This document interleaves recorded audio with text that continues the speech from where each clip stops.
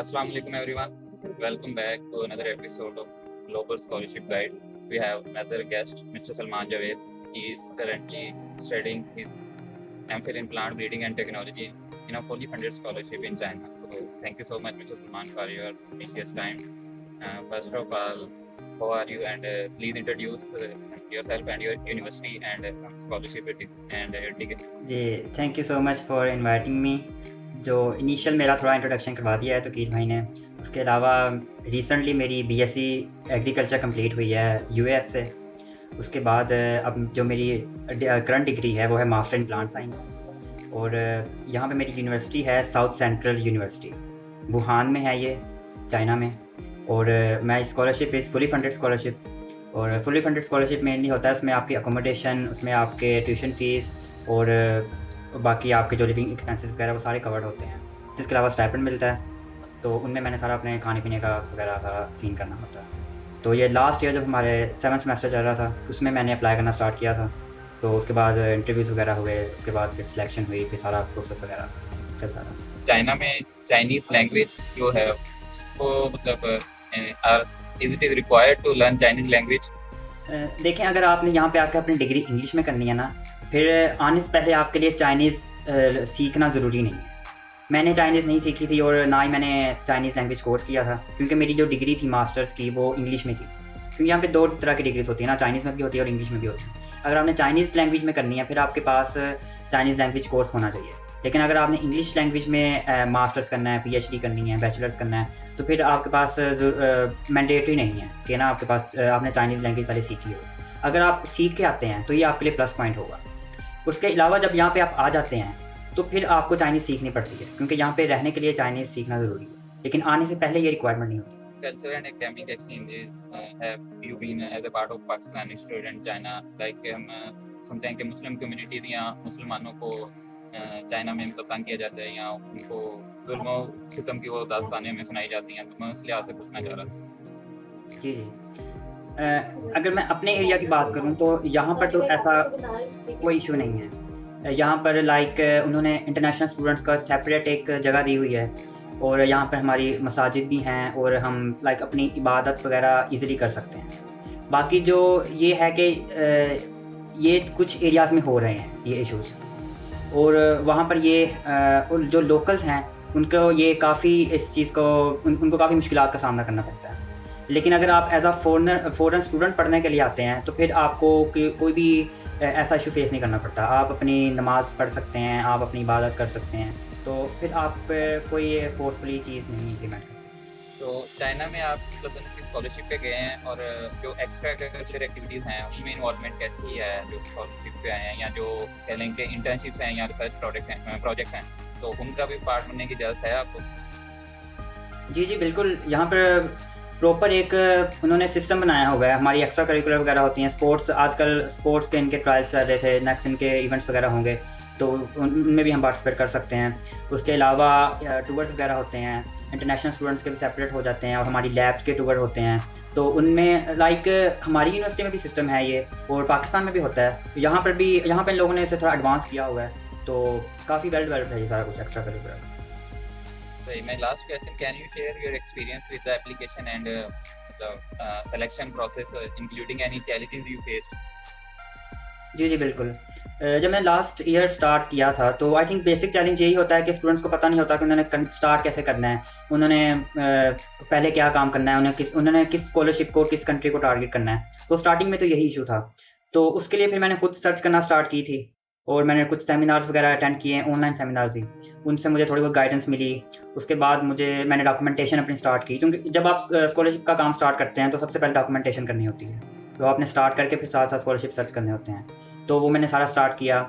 उसके अलावा different challenges आए, लाइक एप्लीकेशन जब आप अपनी लिखते हैं वहाँ पे, तो आपने कुछ डॉक्यूमेंट्स, एक तो है ना कि आपने अप्लाई कर दिया, आपको ट्रांसक्रिप्ट मिल गई, आपको डिग्री मिल गई है। कुछ होते हैं जैसे स्टेटमेंट ऑफ पर्पस है और आपका कवर लेटर्स हैं, वो आपने खुद लिखने होते हैं, उसमें आपने अपनी थॉट्स बतानी होती हैं। और रिसर्च प्रपोजल, उसमें पूरा आपने एक प्लान देना होता है ना, एक ब्रीफली। तो उनमें मुझे थोड़ी सी इश्यूज़ हुए थे, क्योंकि मेरी डिग्री भी साथ साथ चल रही थी और साथ मैं क्लब्स का पार्ट भी था, लेकिन फिर भी साथ साथ में लेकर चलता रहा और कंसिस्टेंसी से हर चीज़ को टाइम दिया, तो अल्हम्दुलिल्लाह फिर हर चीज़ कवर हो गई। over to Naika. Okay, thank you Salman for having us. My first question is that where you feel difficulty in the whole procedure? देखिए, कोई मैं एक चीज़ को आई थिंक स्पेसिफाई नहीं कर सकता। आपको ना हर स्टेप पे कोई ना कोई डिफ़िकल्टी होती है। लाइक स्टार्टिंग में आपको डॉक्यूमेंटेशन मैंने ऑलरेडी मेंशन कर दिया। उसके अलावा जो है, आप आगे जब स्कॉलरशिप सर्च करना स्टार्ट करते हैं तो आपको पता नहीं होता कि आपने कौन से स्कॉलरशिप अप्लाई करना है, तो वहाँ पे भी आपको डिफ़िकल्टी होती है। तो या तो आप खुद वहाँ पे फिर सर्च करें या फिर आपके पास कोई मेंटोर वगैरह हो जो आपको बताए। तो उसके अलावा जो है, आगे कुछ इश्यूज़ ये भी थे कि इंग्लिश रिक्वायरमेंट चाहिए होती है कि उसके लिए आपके पास टेस्ट होना चाहिए आइल्स का, टोफल वगैरह का, लेकिन वो मैंने उस टाइम नहीं किया था। तो वो भी थोड़े से, फिर उसकी वजह से मैंने कुछ स्कॉलरशिप्स को साइड पे कर दिया। उसके अलावा जो एक सबसे बड़ा इशू ये फेस हुआ था मुझे कि स्कॉलरशिप मैंने विन कर लिया था, लेकिन क्योंकि डिग्री मैंने इसी ईयर डिग्री कंप्लीट की थी अपनी बैचलर्स की ना, तो उसके लिए मुझे कुछ डॉक्यूमेंट्स चाहिए थे और मैंने सितंबर इनटेक में आना था और वो डॉक्यूमेंट्स मुझे जल्दी नहीं मिल रहे थे। लेकिन फिर मैंने उसके लिए काफ़ी कोशिश की। जो डॉक्यूमेंट्स 1 साल में मिलते हैं वो मैंने ट्राई करके महीने 2 महीने में यूनिवर्सिटी से प्रोसेसिंग करवाई। अब लाइक आपको हर स्टेज पे कुछ ना कुछ इश्यूज़ फेस करने पड़ते हैं। ये स्कॉलरशिप एप्लीकेशन होती है ऐसे कि ना, आपको डिफरेंट इश्यूज़ फेस करते हैं आप हर स्टेज पे।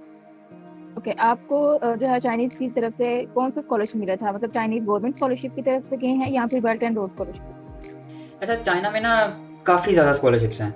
ये चाइना CSC स्कॉलरशिप भी है जो आपने मेंशन किया, चाइनीज़ गवर्नमेंट स्कॉलरशिप, आंसू स्कॉलरशिप है और यूनिवर्सिटी फंडेड स्कॉलरशिप होते हैं, प्रोफेसर फंडेड हैं, बेल्ट एंड रोड स्कॉलरशिप है, प्रोविंशियल स्कॉलरशिप है। जो मेरा स्कॉलरशिप था वो था यूनिवर्सिटी फंडेड स्कॉलरशिप। उसमें ये था कि जस्ट लाइक चाइनीज़ गवर्नमेंट, लेकिन मेरी जो फंडिंग एजेंसी है वो मेरी यूनिवर्सिटी है, वो चाइनीज़ गवर्नमेंट नहीं है, वो मेरी यूनिवर्सिटी मुझे फ़ंड कर रही है। तो उसका ये है। ओके, चाइनीज़ गवर्नमेंट स्कॉलरशिप जो है वो उसके काफ़ी अच्छे स्टाइपेंड्स होते हैं और वो मतलब आपको काफ़ी वैल्यूएबल होता है। इस तरह आपको कोई इशू तो फेस नहीं करना पड़ा कि आपकी यूनिवर्सिटी जो है वो कम स्टाइपेंड दे रही है या फिर आपके अकोमोडेशन का जो भी एक्सपेंसेस हैं वो आपको खुद तो नहीं क्लियर करने पड़े? इस तरह का कोई इशू तो नहीं हुआ होगा? नहीं, इस तरह का कोई इशू नहीं था। जो चाइना स्कॉलरशिप में आप, जो चाइनीज़ गवर्नमेंट स्कॉलरशिप है उसमें आपको 3000 RMB पर मंथ मिलता है और उसके अलावा बाकी सेम चीज़ें होती हैं कि आपकी अकोमोडेशन वो कवर होती है और आपके जो लिविंग एक्सपेंसेस कवर करते हैं, आपके जो मंथली अलाउंस सब कुछ होता है। मेरे स्कॉलरशिप में जो यूनिवर्सिटी फंडेड स्कॉलरशिप है इसमें भी ये सेम ही था और इसमें मेरा अकोमोडेशन कवर है, मैंने कोई पे नहीं किया अकोमोडेशन के लिए यहाँ पे। और उसके अलावा जो था, यहाँ पे होता है आपने इंश्योरेंस करवानी होती है, इंश्योरेंस मेरी यूनिवर्सिटी ने कवर की, मैंने उसके लिए कोई पेमेंट नहीं की। उसके अलावा स्टाइपेंड मेरा जो वो मेरा 3000 है, तो इनफ अमाउंट मिल रही है उसके लिए ना। वो उसमें आपने सिर्फ अपना खाना पीना ही करना होता है, बाकी सब कुछ यूनिवर्सिटी या फिर आपकी चाइनीज़ गवर्नमेंट फंड कर रही है। आपका स्कॉलरशिप जो है वो जस्ट MS के लिए या MS लीडिंग टू PhD? यानी जो यहाँ मेरा स्कॉलरशिप है वो सिर्फ MSc के लिए, मास्टर्स के लिए। और आपको यहाँ पर अगर जॉब करना चाहते हैं, यहाँ पर फॉर एग्जांपल आपको कोई अच्छी मिल जाती है तो आपको यूनिवर्सिटी अलाउ करेगी कि आप कुछ जॉब कर सकें? अगर आप पार्ट टाइम जॉब की बात कर रही हैं तो फिर तो वो पूरे चाइना में किसी को अलाउ नहीं करते। यहाँ पे स्टूडेंट्स को पार्ट टाइम काम करना अलाउ नहीं है, आप लीगली काम नहीं कर सकते। आप अगर आपने डिग्री के बाद काम करना चाहते हैं फिर आप चाइनीज़ लैंग्वेज सीख लें तो फिर आप ज़रूर काम करें, फिर आप कर सकते हैं। पार्ट टाइम ड्यूरिंग आप अपनी स्टडी नहीं कर सकते।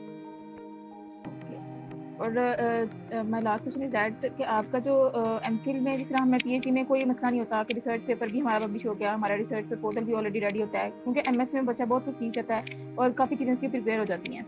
तो अब MS लेवल पे जो है वो चीज़ें को प्रिपेयर करना और उनको कितना टाइम रिक्वायर्ड होता है, मतलब आप थोड़ा सा सम अप कर दें कि ये जो अगर बच्चा जाना चाहता है और उसका साल भी ज़ाया ना हो, जिस तरह आपने बहुत कोशिश की, तो पूरे साल का काम 2 महीने में कंप्लीट करवाया, तो ये कब से बच्चे को स्टार्ट करना चाहिए ताकि वो जो है वो इन टाइम कंप्लीट करे, अपनी एप्लीकेशन भी, अपना कंसेंट लेटर भी और सारी चीज़ें जो है वो जो रिक्वायर्ड हैं? देखें, अगर आप लाइक 1 ईयर का गैप नहीं देना चाहते फिर आप अपने लास्ट ईयर में स्टार्ट करते हैं स्कॉलरशिप एप्लीकेशन। लाइक अगर आप बैचलर्स में हैं तो फिर आप 7th सेमेस्टर में स्टार्ट कर दें और 7th में नहीं करना तो 8th में कर दें ज़रूर। और लेकिन अगर आप MSc में हैं तो फिर आप अपने 2nd ईयर में स्टार्ट कर दें। और MSc के लिए कुछ रिक्वायरमेंट्स थोड़ी ज़्यादा होती हैं, PhD के लिए रिक्वायरमेंट्स थोड़ी ज़्यादा होती हैं अगर आपने MSc करने के बाद जाना है। लाइक अगर आपने BSc के बाद जाना है मास्टर्स के लिए तो फिर रिक्वायर्ड नहीं होता कि आप पहले से अपना ना सुपरवाइज़र यहाँ से सिलेक्ट करें। लेकिन PhD के लिए ये मैंडेटरी है कि आपने अपना सुपरवाइज़र पहले से सिलेक्ट करना है, उससे आपने सारा कुछ सुपरविजन भी लेनी है। तो ये कुछ एडिशनल रिक्वायरमेंट्स होती हैं PhD के लिए। मास्टर्स के लिए ये है कि अगर आप पहले अपना सुपरवाइज़र सिलेक्ट कर लेते हैं तो आपको फ़ायदा है, नहीं तो उसके बगैर भी आप अप्लाई कर सकते हैं। तो अगर आप ईयर का गैप नहीं देना चाहते तो फिर लास्ट ईयर में सारा एप्लीकेशन प्रोसेस स्टार्ट कर सकते हैं। उसमें आप आइल्स की तैयारी स्टार्ट कर दें, उसके अलावा जो आपकी डॉक्यूमेंटेशन स्टार्ट कर दें, क्योंकि डॉक्यूमेंटेशन में काफ़ी टाइम लगता है, आपने अटेस्टेशंस करवानी होती हैं और वो काफ़ी टाइम टेकिंग होती हैं। जो है वो चाइनीज कॉमर्स स्कॉलरशिप्स के लिए नेसेसरी है, क्योंकि जो ज़्यादातर हमने सुना है कि चाइनीज कॉमर्स स्कॉलरशिप में अप्लाई करने का एक ये फ़ायदा होता है कि वहाँ पे आइल्स नेसेसरी नहीं होता।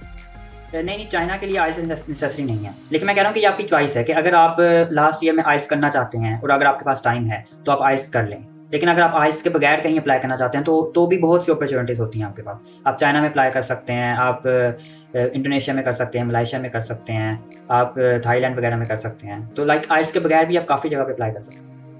आपने इस यूनिवर्सिटी को ही क्यों प्रेफर किया था?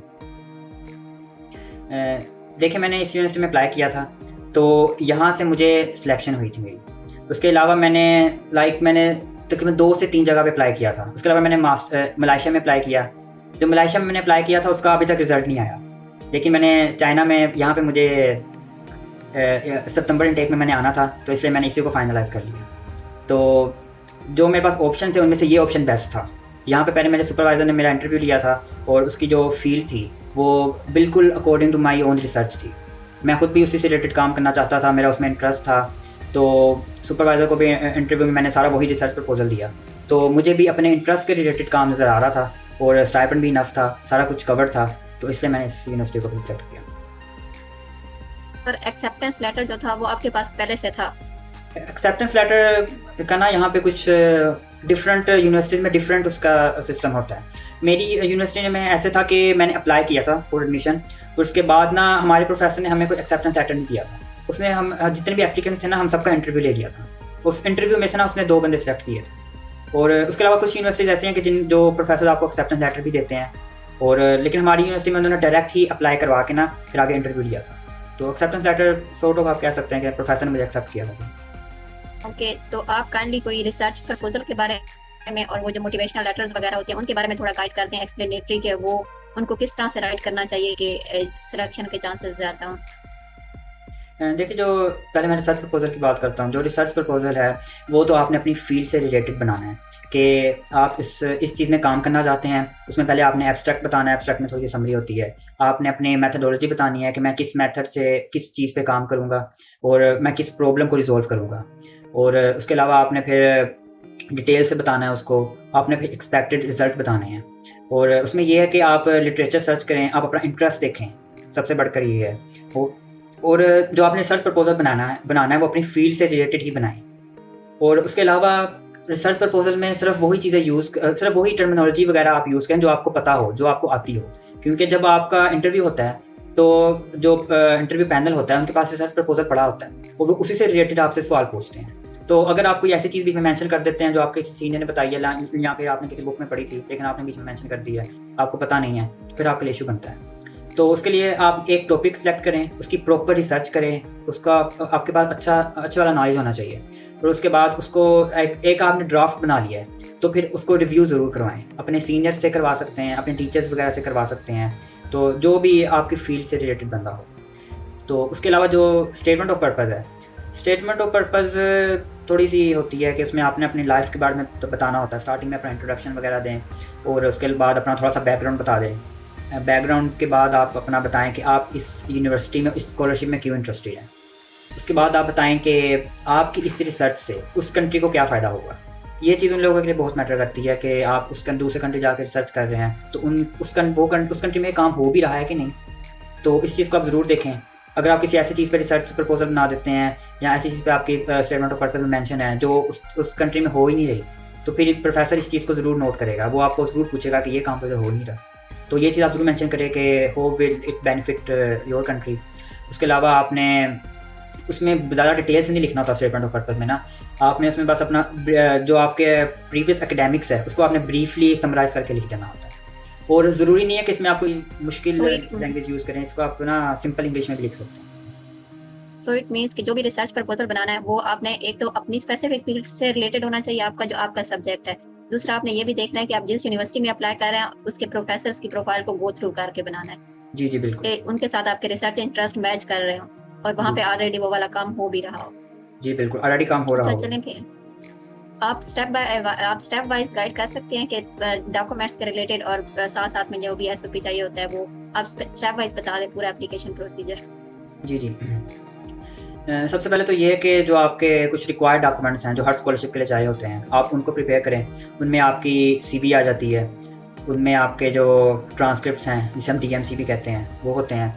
आपके पास अपनी डिग्रीज, आपके पास अपने मैट्रिक एफएससी के होने चाहिए सर्टिफिकेट्स। और अगर आपकी डिग्री कंप्लीट है, आप ऑलरेडी ग्रेजुएट कर चुके हैं, तो आपके पास अपनी प्रोविजनल या फिर डिग्री होनी चाहिए। डिग्री हो तो बेहतर है। इस दफ़ा काफ़ी यूनिवर्सिटीज़ ने ना डायरेक्ट डिग्री ही मांगी थी। और उसके अलावा अगर आपने आइल्स किया हुआ है तो आपके पास आइल्स का रिज़ल्ट होगा, नहीं तो फिर आपने इंग्लिश प्रोफिशिएंसी सर्टिफिकेट बनवाना है। तो ये सर्टिफिकेट यूनिवर्सिटीज़ बना देती हैं और ये आइल्स की जगह पे चल जाता है और कुछ कंट्रीज़ में। उसके अलावा अगर आपकी डिग्री कंटिन्यू है, जैसे मिस्टर तुकीर अभी 7th सेमेस्टर में है, तो ये होप सर्टिफिकेट एक बनवाना होता है। होप सर्टिफिकेट में मेंशन होता है कि आपकी डिग्री नेक्स्ट ईयर इस मंथ में कंप्लीट हो जाएगी और आपका कोई एडिशनल ईयर या एडिशनल सेमेस्टर नहीं लगेगा, वो होप सर्टिफिकेट होता है। तो ये कुछ मैंडेटरी डॉक्यूमेंट्स हैं जो हर स्कॉलरशिप के लिए चाहिए होते हैं। तो ये सब स्टार्टिंग में आप ये बनवा लें। उसके बाद आप जिस स्कॉलरशिप को सर्च कर रहे हैं, आपने एक स्कॉलरशिप लाइक आपने सेलेक्ट कर लिया कि मैंने यहाँ पे अप्लाई करना है, और आपने उस प्रोफेसर से भी कॉन्टैक्ट कर लिया, आपने वो उसे अच्छी तरह गो थ्रू किया है। फिर आप उसी के अकॉर्डिंग अपनी स्टेटमेंट ऑफ पर्पज़ और अपना रिसर्च प्रपोजल बनाएं। तो ये आप ऐसे नहीं है कि आपने एक बना लिया है स्टेटमेंट ऑफ पर्पज़ तो हर जगह चल जाएगी, उसमें आपको मॉडिफिकेशन करनी पड़ेगी बार बार। आप जिस कंट्री में अप्लाई कर रहे हैं, जिस यूनिवर्सिटी में अप्लाई कर रहे हैं, उसके हिसाब से आपको रिसर्च प्रपोजल में और स्टेटमेंट ऑफ पर्पज़ में काफ़ी चेंजेस करनी पड़ती हैं। तो बाकी ये चीज़ें हैं। उसके अलावा ये है कि आप साथ साथ स्कॉलरशिप सर्च करते रहें, और अगर किसी प्रोफेसर ने आपको एक्सेप्टेंस दे दी है तो फिर उसके साथ आपने इन कॉन्टैक्ट रहना है, क्योंकि स्कॉलरशिप वाले जो एजेंसी है वो उस प्रोफेसर से कॉन्टैक्ट में रहते हैं कि इस प्रोफेसर ने आपसे कोई एक्सेप्टेंस ली भी है कि नहीं। तो डॉक्यूमेंटेशन के बाद ये है कि आप स्कॉलरशिप्स वगैरह सर्च करें, उनमें अप्लाई करें, और उनका पूरा आप जो ऑनलाइन पोर्टल होता है उसे आप फिलअप करें। उसके अलावा कुछ यूनिवर्सिटीज़ ना बाय पोस्ट डॉक्यूमेंट्स भी मंगवाती हैं, तो आपने बाय पोस्ट डॉक्यूमेंट सेंड करने होते हैं, लेकिन ये यूनिवर्सिटी वगैरह ही करता है। उसके अलावा जो है, अगर आपकी एप्लीकेशन कंप्लीट हो जाती है, आपको एडमिशन लेटर मिल जाता है, और उसके बाद फिर आपने वीज़ा का प्रोसेस करना होता है। और ये जो सारा काम है ये काम आप खुद कर सकते हैं। इसके लिए आपको किसी एजेंट के थ्रू नहीं, एजेंट के पास नहीं जाना चाहिए, आपको किसी को पैसे दे के नहीं करवाना चाहिए। कुछ लोग आजकल ये कर रहे हैं कि अपने डॉक्यूमेंट्स ना किसी और बंदे से बनवा लेते हैं और उसको पैसे दे देते हैं उस डॉक्यूमेंट्स के। लेकिन आप अपने डॉक्यूमेंट्स बना रहे हैं, आप अपनी स्टेटमेंट ऑफ पर्पज़ बना रहे हैं, तो आपको अपना पता है कि आप अपने बारे में कैसे लिख सकते हैं, आपको अपनी क्वालिटीज़ का पता है, आपको अपनी हर चीज़ का पता है। तो कोई और बंदा किसी और बंदे को आप पैसे देंगे तो वो वैसे नहीं लिख सकता। तो ये सारा प्रोसेस आप खुद करें। और उसके अलावा आप ऑनलाइन आप बहुत हेल्प मिल जाएगी आपको, यूट्यूब पे बहुत हेल्प मिल जाती है, गूगल पे मिल जाती है। नहीं तो फिर अगर आप किसी को जानते हैं जो ऑलरेडी स्कॉलरशिप विन कर चुका है, या कोई टीचर्स वगैरह आपको काफ़ी अच्छा गाइड कर देते हैं जो बाहर से पढ़ के आए हैं। तो इस तरह ही सारा प्रोसेस होता है। सलमान, जो एसओपी है और यानी कि स्टेटमेंट ऑफ पर्पस है और एक रिसर्च प्रपोजल, इनमें क्या फ़र्क है दोनों? देखिए, रिसर्च प्रपोजल तो आपने कम्प्लीटली अपनी रिसर्च के बारे में बताना है ना, कि मैं वहाँ पे किस चीज़ पे रिसर्च करूँगा, मेरा रिसर्च टॉपिक क्या हो सकता है, और ये मेथड मैं यूज़ करूँगा, और ये इसका आउटकम होगा। ये रिसर्च प्रपोजल है कि वो कम्प्लीटली रिसर्च ओरिएंटेड है। उसमें आपने कोई अपनी एकेडमिक हिस्ट्री नहीं बतानी कि मैंने बीएससी यहाँ से की है, मेरा नाम ये है। उसमें आपने लाइक जैसे एक रिसर्च पेपर होता है या रिव्यू पेपर होता है, उसमें सिर्फ रिसर्च का ही बताया होता है। तो research proposal the same thing, उसमें सिर्फ आपने अपनी रिसर्च का ही बताना है कि मैं फ्यूचर में ये रिसर्च करना चाहता हूँ। उसके अलावा जो स्टेटमेंट ऑफ पर्पज़ है वो एक तरह से आपकी लाइफ की जो हिस्ट्री है और जो आपके जो फ्यूचर के जो आपके जो गोल्स हैं उन सब को आपने ब्रीफ सा करके बताना होता है। उसमें आपने रिसर्च को बस थोड़ा सा मेंशन कर दें, लेकिन उसमें आपने रिसर्च को कोई एक्सप्लेन नहीं करना। रिसर्च प्रपोजल में आपने सिर्फ अपनी रिसर्च ही बतानी होती है। और स्टेटमेंट ऑफ पर्पज़ में आपने अपना बैकग्राउंड बताना है, आपने अपना इंट्रोडक्शन देना है, आपने अपने एकेडमिक्स का बताना है, आपने फ्यूचर गोल्स का थोड़ा सा बताना है। उसमें ये सब चीज़ें आ जाती हैं। सो फर्स्ट ये है कि आपके पास passport, transcripts, degree certificate, English proficiency certificates होने चाहिए अप्लाई करने का प्रोसीजर स्टार्ट करने से पहले। उसके बाद आपने यूनिवर्सिटी सर्च करनी है जिसमें आप अप्लाई करना चाहते हैं, जिसमें आपका सब्जेक्ट है। फिर आपने वो एसओपी बनाना है उनके अकॉर्डिंग, और उनके अकॉर्डिंग ही रिसर्च प्रपोजल बनाना है। अगर आप 2-3 में अप्लाई करना चाहते हैं तो आप मॉडिफाई करेंगे उसके अकॉर्डिंग अपने रिसर्च प्रपोजल को भी और एसओपी को भी। और फिर नेक्स्ट इंटरव्यू प्रोसेस आ जाता है एप्लीकेशन के बाद। फिर इंटरव्यू अगर आप पास ऑन कर जाते हैं तो आपको एडमिशन लेटर मिल जाता है। फिर उस एडमिशन लेटर की बेस पे आपने अपना वीज़ा प्रोसेस करना होता है। That's all. जी बिल्कुल ऐसा ही होता है। डॉक्यूमेंटेशन और एनीथिंग एल्स? नहीं, आपने सही समराइज़ किया है, ऐसे ही है। पहले डॉक्यूमेंटेशन होती है, उसके बाद आपने स्कॉलरशिप सर्च करने होते हैं। और आई थिंक सबसे लेंथी काम यही होता है कि जब आप स्कॉलरशिप्स को आप सर्च कर रहे हो। एक्सप्लोर कर रहे होते हैं तो अच्छा, तो अब आपके बेनिफिट्स बता दें इस स्कॉलरशिप के जो आपको मिले और जो बाकी स्कॉलरशिप चाइना प्रोवाइड कर रही है, और ये इस कंट्री में अप्लाई करने के क्या क्या बेनिफिट्स हैं। चाइना में काफ़ी ज़्यादा स्कॉलरशिप अपॉर्चुनिटीज़ होती हैं। एक जो स्कॉलरशिप है जो काफ़ी ज़्यादा लोग जानते हैं, चाइनीज़ गवर्नमेंट स्कॉलरशिप है, CSC स्कॉलरशिप भी कहते हैं उसे। उसमें काफ़ी यूनिवर्सिटीज़ आती हैं, उसमें हर फील्ड की सेपरेट यूनिवर्सिटीज़ हैं। तो आपने अपनी फील्ड की जो यूनिवर्सिटी है वहाँ पे अप्लाई करना होता है। उसमें ये आपके जो वो CSC स्कॉलरशिप है वो फुली फंडेड होता है। उसमें आपकी अकोमोडेशन वगैरह, आपकी जो अलाउंस वगैरह है और आपकी ट्यूशन फ़ीस, वो सारी यूनिवर्सिटी वो चाइनीज़ गवर्नमेंट ही फंड करती है। उसके अलावा आपको 3000 RMB पर मंथ स्टाइपेंड भी मिलता है। और उसके अलावा जो कुछ यूनिवर्सिटी फंडेड स्कॉलरशिप होते हैं, प्रोफेसर फंडेड स्कॉलरशिप हैं, इनकी कोई एग्जैक्ट अमाउंट नहीं होती। लाइक ये ना यूनिवर्सिटी टू यूनिवर्सिटी वेराई करते हैं। लाइक मेरी यूनिवर्सिटी में 3000 है और किसी और यूनिवर्सिटी में 1000 होगा, किसी यूनिवर्सिटी में 2000 होगा। तो ऐसे ये ना इनकी अमाउंट डिफरेंट होती है। और उनके अलावा एक प्रिवेंशियल स्कॉलरशिप होता है, कुछ यूनिवर्सिटीज़ ये भी ऑफ़र करती हैं चाइना में। और इसकी जो अमाउंट है वो तकरीबन 1200 RMB पर मंथ होती है। और ये एक तरह का पार्शियल स्कॉलरशिप होता है। उसके अलावा आंसू स्कॉलरशिप होता है। आंसू स्कॉलरशिप जो है वो सिर्फ 2 ही यूनिवर्सिटीज़ ऑफ़र करती हैं यहाँ पे चाइना में, यूकास है और USTC है। और इसमें ये है कि इसमें सेम बेनिफिट्स हैं CSC स्कॉलरशिप वाले, लेकिन CSC स्कॉलरशिप में जो आपकी एयर टिकट है ना वो फंड नहीं होती, वो आपने खुद ही पे करनी होती है।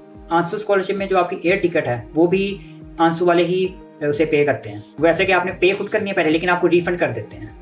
तो जस्ट लाइक ये स्टाइपेंडियम अमेरिकन की तरह या फिर टर्की पर स्टाडी की तरह, ये आपको ना आपने पे करनी है पहले, लेकिन आपको रिफंड कर देते हैं। तो ये सिर्फ आंसू स्कॉलरशिप में होता है चाइना में ना। और उसके अलावा और भी कुछ स्कॉलरशिप होते हैं, बेल्ट एंड रोड स्कॉलरशिप है। लाइक जब आप यूनिवर्सिटी के पोर्टल पे अप्लाई करते हैं ना तो वो आपके पास ऑप्शंस आ जाते हैं कि आप किस किस स्कॉलरशिप पे अप्लाई करना चाहते हो, किस किस पे आप एलिजिबल हैं। तो जिन पे भी आप एलिजिबल हैं आप उन सब पे अप्लाई कर सकते हैं। सो जो यूनिवर्सिटी ने आपको फंड किया उसमें आपको कोई जितनी वो आपको स्टिपेंड पे करते हैं तो उसमें आपको कोई फाइनेंशियल इश्यूज तो नहीं आते, या आपको खुद से तो कुछ नहीं लगाना पड़ता और रिसर्च में भी कोई प्रॉब्लम नहीं आती। नहीं, उसमें कोई इश्यूज़ नहीं है, क्योंकि मेरा जो यहाँ पे जो सबसे ज़्यादा पैसे हैं ना वो अकोमोडेशन के होते हैं। अगर आपकी अकोमोडेशन कवर्ड है, आपकी ट्यूशन फ़ीस कवर्ड है, तो फिर आपके पास इतना तो आपके पास कोई ख़ास इशू नहीं होता। और मेरा अकोमोडेशन कवर्ड है और बाकी जो मुझे अलाउंस मिल रहा है उसमें मैंने सिर्फ अपने खाने पीने का करना है और वो ईज़िली मैनेज हो जाता है। और रिसर्च में ये है कि यहाँ पे लैब्स वगैरह में सब कुछ अवेलेबल होता है, रिसर्च में भी कोई इश्यूज़ नहीं है। तो लाइक मैंने अपने कोई पैसे नहीं खर्च करने रिसर्च में ना, उधर लैब में ऑलरेडी सब कुछ प्रोवाइडेड है। तो मैंने बस जाकर वहाँ पे सीखना है और वहाँ पे मैंने अपने एक्सपेरिमेंट्स वगैरह करने हैं। तो अगर आपका फुली फंडेड स्कॉलरशिप है तो फिर आपको कोई इशू नहीं होता। फिर आपने बस एक दफ़ा इधर पहुँचना है और फिर ईजिली सब कुछ मैनेज हो जाता है। So one last question from my side, that what was your biggest motivation to apply in that scholarship or to go outside the country irrespective of Pakistan? I think my biggest motivation was that कि मुझे अपनी field में काफ़ी interest था और मैं उससे related काफ़ी काम करना चाहता था। लेकिन हमारे ना ही कोर्स वर्क में कोई चीज़ वैसी उन्होंने सिखाई गई जो मैं करना चाहता था, और ना ही हमारा जो कोई प्रैक्टिकल वर्क वैसा हुआ, ना ही हमें कोई लैब में काम करवाया गया, और ना ही कोई वैसी कोई भी एक्टिविटी थी। और जो मेरे यूनिवर्सिटी में मास्टर्स के स्टूडेंट्स थे, इवन के जो PhD के स्टूडेंट्स थे, वो भी ख़ास काम नहीं कर रहे थे। वो भी कोई 40-50 साल पुरानी जो टेक्निक्स उन्हीं पे काम कर रहे थे और उन्हें भी इतना कोई ख़ास बेनिफिट नहीं मिल रहा था। तो मेन जो मेरा एम था वो यही था कि मैं किसी बाहर के इंस्टीट्यूट में जाकर अपनी फील्ड से रिलेटेड सर्च करना चाहता था। तो मैंने उसी को अपना गोल बनाया, उस पर मैंने ज़्यादा रिसर्च की, मैंने अपनी फील्ड के रिलेटेड ही यूनिवर्सिटी सेलेक्ट की, और जो मुझे प्रोफेसर्स जिनके साथ मेरा रिसर्च बैकग्राउंड अलाइन कर रहा था मैंने वहाँ पे अप्लाई किया। तो उसी की बेसिस पे फिर selection. Okay, Naveen, if you have any question, you can ask. I didn't attend the whole session, so I don't know if my questions are answered or not. If I'm going to ask the same question again. So, but the thing is, I am also from the botany, so I was very excited to join the meeting, but some situations happen and just I do it. So my question will be, okay, you're doing MPhil, I think MS in China. What will be your next step? Are you going to move back to Pakistan or you're going to serve in China again? Next जो मेरा currently M है वो definitely I will go for PhD। और PhD के लिए जो best institutes हैं China में भी मैं अप्लाई करूँगा, लेकिन इसके अलावा और भी मेरे कुछ टारगेट्स हैं। लाइक मैं ऑस्ट्रेलिया में और यूके पे भी अप्लाई करना चाहता हूँ।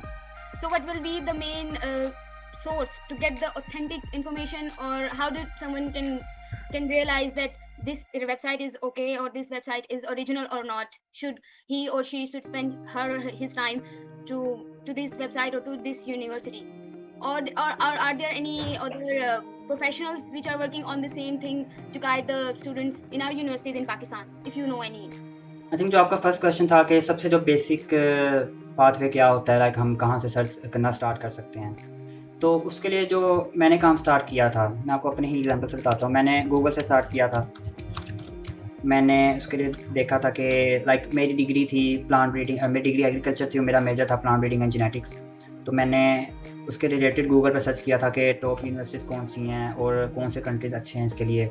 उसके बाद लेकिन ये बहुत ही ना ये वाइड चला जाता है, लाइक आपको पूरी दुनिया से इंस्टीट्यूट्स मिल रहे होते हैं। उसके अलावा मैंने मेनली जो फिर चीज़ सर्च की थी वो मैंने स्कॉलरशिप सर्च किए थे कि कौन कौन से स्कॉलरशिप्स जो हैं वो ज़्यादा दुनिया में अवेलेबल हैं। तो उसके लिए काफ़ी मुझे स्कॉलरशिप्स मिले।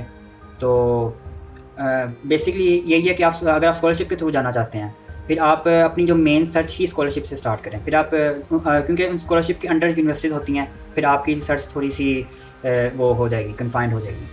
तो मैंने स्कॉलरशिप सर्च किए कौन कौन से अवेलेबल हैं, उन स्कॉलरशिप्स के अंडर मैंने यूनिवर्सिटीज़ देखी हैं कौन कौन सी यूनिवर्सिटी को स्कॉलरशिप प्रोवाइड कर रही हैं।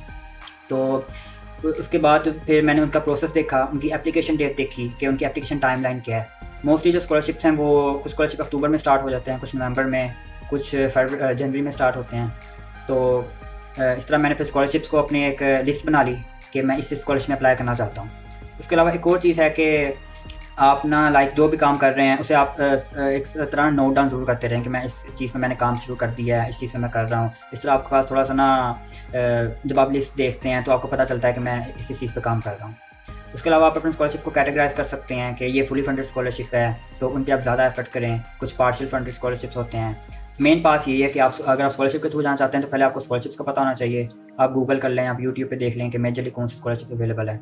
उसके बाद अगर आप आइल्स कर सकते हैं तो इसके हिसाब से आप कैटेगराइज कर सकते हैं। अगर आपने आइल्स किया हुआ है तो फिर आप काफ़ी ज़्यादा स्कॉलरशिप्स को देख सकते हैं। अगर आपने आइल्स नहीं किया हुआ तो जो जिन स्कॉलरशिप में आइल्स मैंडेटरी है आप उनको साइड पे रखें, आप सिर्फ उन स्कॉलरशिप पे टारगेट करें जिन पे आइल्स रिक्वायर्ड नहीं है। तो फिर आप इस तरह अपनी जो रिसर्च है उसको थोड़ा सा कैटेगराइज कर सकते हैं। तो इस तरह आपने पहले स्कॉलरशिप की सर्च करनी होती है, फिर आपने उनकी टाइमलाइन वगैरह देखनी होती है सारी, फिर उन्हें नेक्स्ट पे अप्लाई करना होता है।